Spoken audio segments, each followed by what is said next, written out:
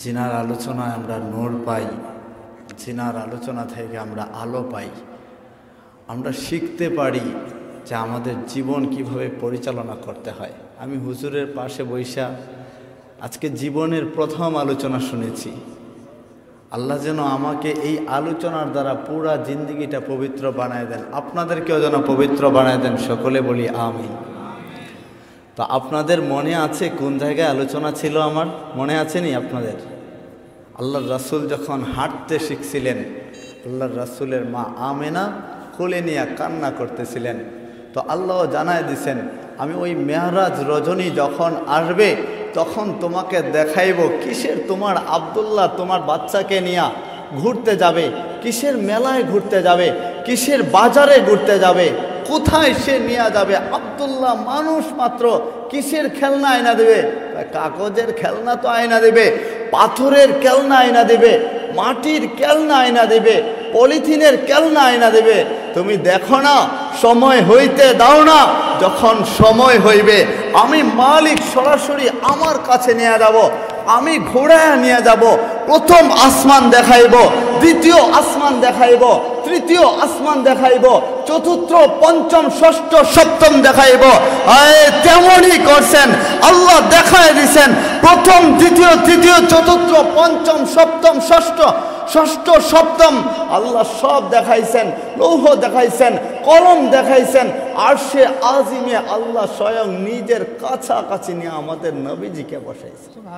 বলবেন না সুবহানাল্লাহ? আল্লাহ কাছাকাছি নিছেন।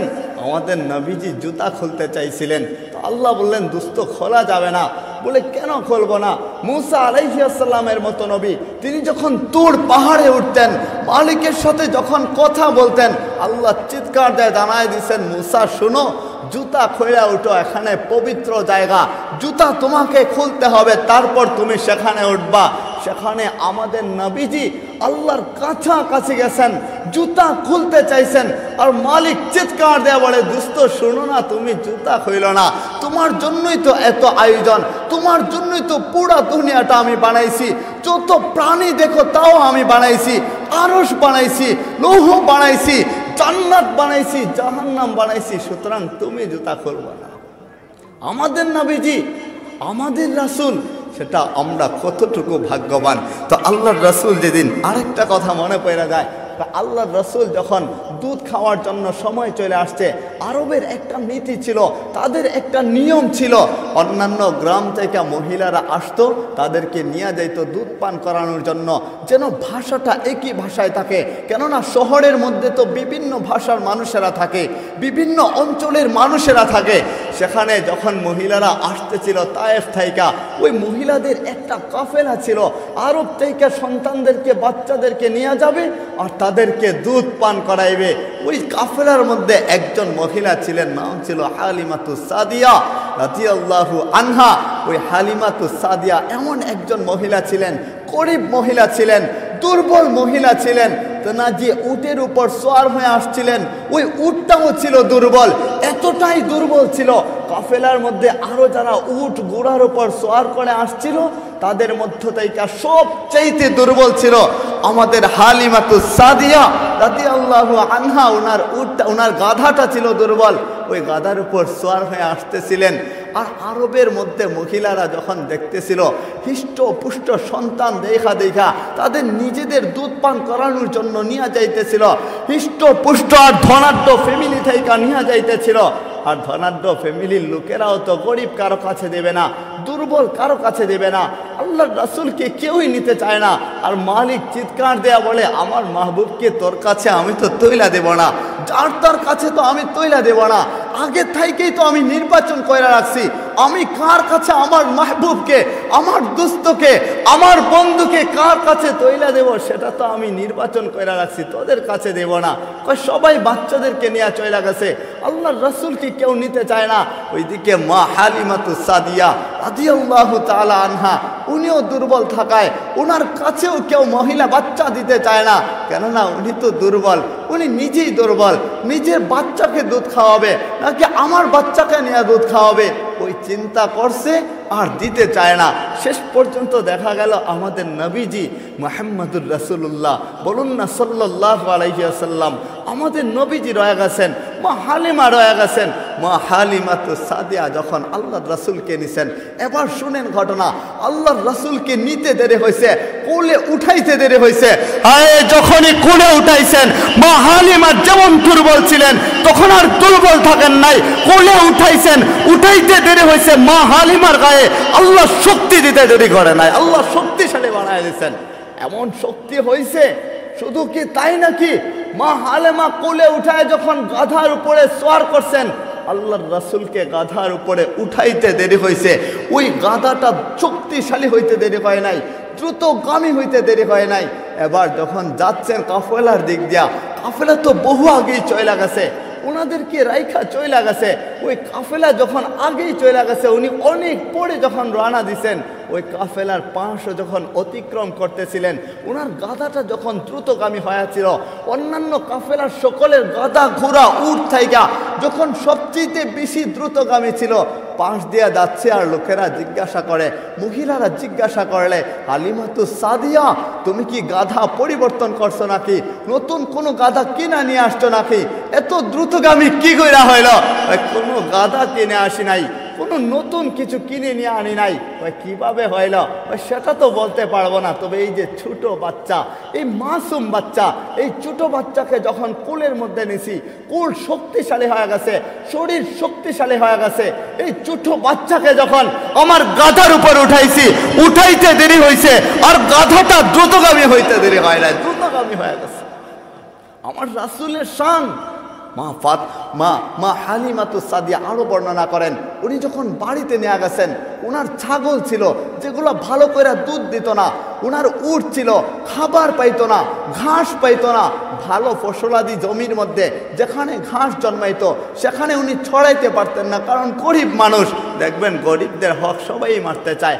আল্লামা অলিপুরি হুজুর আলাপ করে গেছেন, দুনিয়ার জমিনের মধ্যে অন্যায় করা যাবে না, সে যেভাবেই হোক না কেন অন্যায় করতে পারবেন না, যে কোনো দিক দিয়ে হয় না কেন অন্যায় করতে পারবেন না। কিন্তু আমাদের সমাজে ওই আদম আলাইহিস সালাম থেকে নিয়ে শুরু করে কিয়ামত পর্যন্ত এক প্রকার মানুষ থাকবে যারা অন্যায় করবে, গরিবের উপর অন্যায় করবে। কয় গরিবরা সুযোগ পায় না, সময় মতো থাকতে চায় না, কয় সময়ও মানুষে তাদেরকে দিতে চায় না, ভালো মাঠে ছড়াইতে পারেন না। কিন্তু আল্লাহর রাসূল যেদিন ঘরের মধ্যে গেছেন, ওনার ছাগলগুলা যখন মাঠের মধ্যে যায়, প্রচণ্ড খরার সময়, তখন ঘাস খুঁজা পাওয়া যায় না। ওই মাঠের মধ্যে যখন যায়, এমনভাবে ঘাস খায় আর এমনভাবে পরিপূর্ণ তৃপ্তি হয়ে বাড়িতে ফিরে। অন্যান্য মানুষজন চিৎকার দেয়া বলতে থাকে, এখন তো খরার সময়, কোনো ঘাস নাই, মাঠের মধ্যে ফসল নাই, আমাদের ছাগলগুলা, আমাদের উটগুলা, আমাদের গাধাগুলা যখন ছড়াইতে নিয়ে যাই, এগুলা খিদা নিয়ে বাড়িতে আসে। তো হালিমা, তোমার কি এমন হইল, কি এমন রত্ন পাইলা তুমি, যার কারণে তোমার ছাগলগুলা যখন, তোমার উটগুলা যখন, গাধাগুলা যখন বাড়িতে আসে, পরিপূর্ণ তৃপ্তি হয়ে বাড়ির মধ্যে আসে, এটা কি করে হয়? মা হালিমা বলে, সেটা তো আমি জানি না, তবে আল্লাহর রাসূল যেদিন থেকে আসছেন, এই ছোট বাচ্চা যেদিন থেকে আসছে, সেদিন থেকে সব কিছুতেই বরকত হয়ে গেছে। শুধু কি তাই নাকি? মা হালিমা আরো বর্ণনা করতেছেন, আল্লাহর রাসূল যখন দুধ খাইতেন, আপনারা দেখবেন বাচ্চারা যখন দুধ খায় তখন এক স্তনে দুধ খায়, আরেক স্তনে ধইরা রাখে। হ্যাঁ, ওই রকমই তো, আরেক স্তনে ধইরা রাখে। কিন্তু আল্লাহর রাসূল দুধ খাইতেন, আরেক স্তনটা খালি রেখা দিতেন, কেননা তিনি তো আগেও নবী ছিলেন, জন্মের পরেও তিনি নবী, মাসুম অবস্থায়ও তিনি নবী, ছোটবেলায়ও তিনি নবী, শৈশবেও তিনি নবী, যৌবন কালেও তিনি নবী, ওই বৃদ্ধ কালেও তিনি নবী, মহিলা যাওয়ার পরেও তিনি নবী, এখন পর্যন্ত তিনি নবী, কিয়ামত পর্যন্ত তিনি নবী। শুধু তাই নয়, ওই হাসরের ময়দানেও তিনি আমাদের নবী, আল্লাহর রাসূলই রাজত্ব করবেন, সুলতান থাকবেন হাসরের ময়দানে আল্লাহর রাসূল, আপনার আমার নবী। তো আল্লাহর রাসূল দুধ খাইতেন, এক স্তন রাইখা দিতেন। ওনার এক ভাই ছিল, দুধ বায়ে যেন দুধ পান করতে পারে। আল্লাহর রাসূল যখন একটু বড় হয়েছেন, হাঁটতে শিখছেন, দৌড়ে শিখছেন, একটু বড় হয়েছেন, এমত অবস্থায় ওনার দুধ বাই চেয়েছিল। সে জঙ্গলের মধ্যে যাইতো, ছাগল চড়াইতে যাইতো, কিন্তু আল্লাহর রাসূলকে মা হাড়ে মারাইখা দিতেন। আল্লাহর রাসূল একদিন যায় বলতেছেন, মা আপনি তো আমার মা, আমার ভাইয়া সে ছাগল চড়াইতে যায়, মাঠে যায়, কষ্ট করে, আর আমি আপনার কাছে থাকবো, বিনোদন করব, আনন্দ করব, কষ্ট করব না, এটা কি করে হয়? তখন মা হালিমাতুস সাদিয়া বললেন, শুনো, তুমি তো মেহমান, তুমি আসছো, আমি তোমাকে দুধ পান করাইব, কিছুদিন পরে তুমি আবার চইলা যাইবা, তোমাকে দিয়ে কি করে আমি কষ্ট করাই? আল্লাহর রাসূল ছোট বাচ্চা, তবু কেমন ব্রেন কাটাইছেন আল্লাহর নবী। আল্লাহর নবী বলেন, আমার ভাই কষ্ট করবে, আমি কষ্ট করব না, এটা হতে পারে না, আপনি অনুমতি দেন, আমি যাই। আল্লাহর রাসূলও ছাগল চড়াইতে গেছেন। একদিন আল্লাহর রাসূল ছাগল চড়াইতেছেন নিজের ভাইয়ের সঙ্গে, এমতা অবস্থায় হঠাৎ করে ভাই দৌড়ায় বাড়ির মধ্যে আসলেন। এইসব মা হালিমাকে বললেন, তাড়াতাড়ি আসেন না জঙ্গলে। বাবাকে বললেন, জঙ্গলে দৌড়ায় আসো না। বলে কি হয়েছে? মানে কয়েকজন লোক আসছে, এর মধ্যে একজন সর্দার আছে, হাতে ছুরি দেখলাম, ওই ছুরি নিয়ে আল্লাহর রাসূলকে, আমার ভাই মুহাম্মদকে মাটির মধ্যে বিছায়া দিছে, বিছায়া বুকটা ফাইরা নিছে, তাড়াতাড়ি তোমরা আসো না। যখনই আসছেন আয়েশা দেখেন আল্লাহর রাসূল যেমন ছিলেন তেমনই বৈশা রয়েছেন। বলে ঘটনা কি সত্যি? ঘটনা তো সত্যি, কোনো চিহ্ন নাই কেন, কোনো দাগ নাই কেন? ছোট মাসুম বাচ্চার শরীরে যেভাবে কোনো দাগ থাকে না, আল্লাহর রাসূলের শরীরে কোনো দাগ নাই, অথচ ছুরি হাতে নিয়ে ঠিকই বুকটা ফাড়ছেন, ঠিকই জমজমের পানি দিয়ে ধৌত করছেন, আয় আল্লাহর রাসূলের বক্ষ সদর ঠিকই করছেন। কিন্তু মালিক কুদরতিভাবে যেমন ছিল তেমনই আবার বানায় রাখছেন। আল্লাহর রাসূলের শান ছাড়া এটা আর কারোর সাথে হতে পারে না। বক্কে সদর যেটা, ওইটা আল্লাহর রাসূলের শান। আল্লাহর রাসূল যখন নবুয়তি পাইছেন, আমার নবী নবুয়তি পাইছেন, কত কষ্টের বিনিময়ে আল্লাহর রাসূল ওই আরবে থাকছিলেন, মক্কা নগরী কাটাইছেন, মদিনায় থাকছেন। নবুয়তি পাওয়ার পরে একদিন আল্লাহর রাসূল সাল্লাল্লাহু আলাইহি ওয়াসাল্লাম হাঁটতেছেন জঙ্গল, আল্লাহর রাসূল সাল্লাল্লাহু আলাইহি ওয়াসাল্লামকে দেখার জন্য মালিকের দরবারে বলতেছিল, মালিক আমরা তো ছোট ছোট জঙ্গল, আল্লাহর রাসূলকে কাছ থেকে দেখার জন্য, হাদিসে কুদসিতে আসছে, কাছ থেকে দেখার জন্য কখনো সুযোগ হয় না। ও মালিক আপনি একটু অনুমতি দেন না, আল্লাহর রাসূলকে একটু কাছ থেকে দেখব।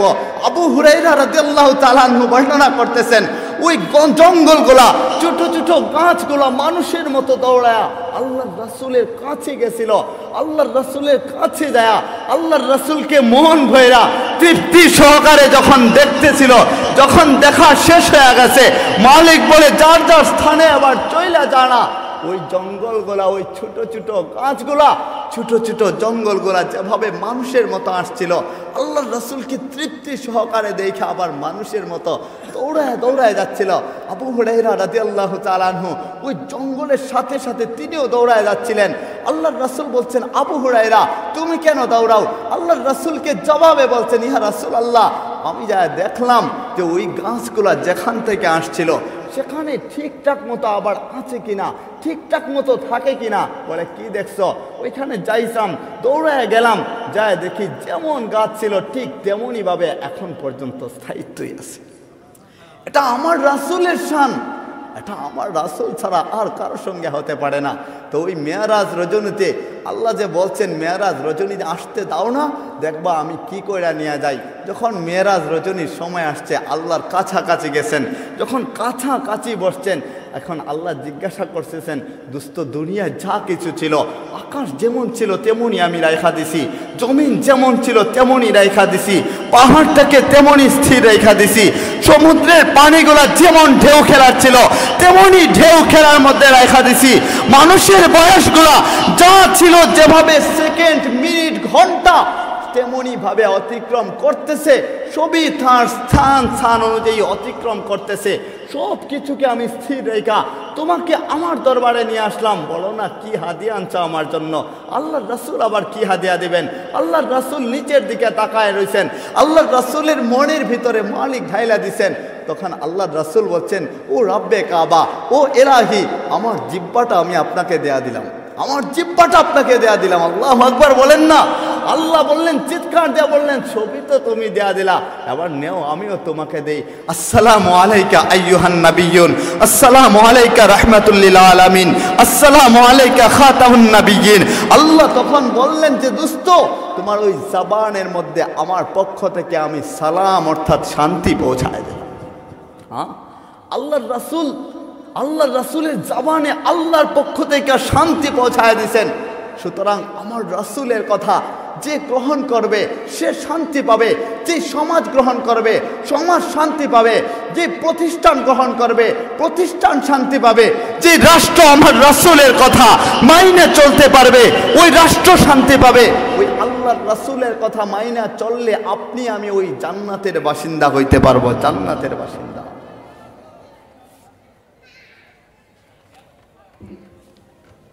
তা আল্লাহর রাসূলের কথা অনুযায়ী আমাদের জীবন পরিচালনা করার দরকার আছে না নাই? চিৎকার দেয়া বলেন, আছে না নাই? আমাদের আত্মীয় স্বজন অনেকেই কবরের বাসিন্দা হয়ে গেছে, আমরা সকলের জন্য দোয়া করব তো ইনশাআল্লাহ।